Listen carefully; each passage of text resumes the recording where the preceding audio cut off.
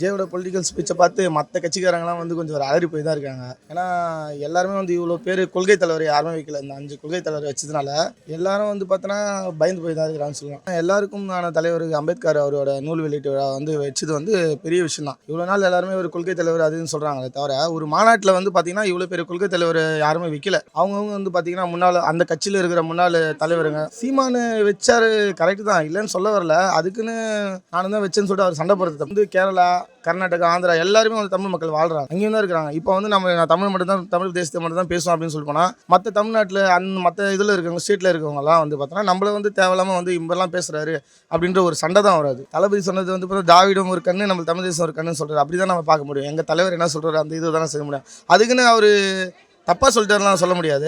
பேசுகிறவங்க வந்து பார்த்தோன்னா இவங்க இதில் இருக்கிறவங்க இத்தனை பர்சன்டேஜ் ஓட்டு போயிடுச்சுன்றத ஒரு ஆதாயத்தில் கூட பேசலாம். ஏன்னா அந்த ஒட்டுமொத்த பேரும் வந்து இப்போ வந்து பார்த்தோன்னா தளபதி கட்சிக்கு சப்போர்ட் பண்ணுறாங்க. நாங்களும் அதில் இருக்கிறோம். அந்த ஒரு இதுதான் இவ்வளோ யங்ஸ்டர்ஸ் போயிட்டாங்களே, மாற்றத்தை வந்து நம்ம வந்து வந்தால் தான் சொல்ல முடியும். நம்ம ஒரு கொள்கையை தொகுதி எத்தனை தொகுதி இப்போ நாங்கள் இது பண்ண வர கூட்டணி கட்சி ஒரு தலைவர் எதுவும் கழகத்தில் சொல்லலை.